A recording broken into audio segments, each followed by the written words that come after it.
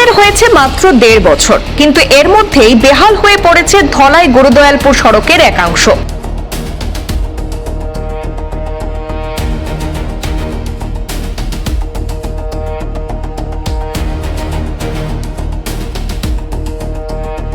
রাস্তার বিভিন্ন জায়গায় ফাটল, কোথাও পিচ উঠে যাচ্ছে, আবার কোথাও রাস্তা ধসে যাওয়ার অভিযোগ ঘিরে ক্ষোভ বাড়ছে স্থানীয়দের মধ্যে।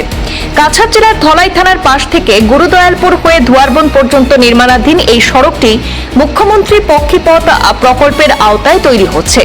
যদিও স্থানীয়দের দাবি প্রকল্পের কাজ এখনো পুরোপুরি শেষ হয়নি। তার আগেই ধলাই থানা থেকে গুরুদয়ালপুর পর্যন্ত সড়কের একাধিক অংশে ক্ষতির চিহ্ন স্পষ্ট হয়ে উঠেছে।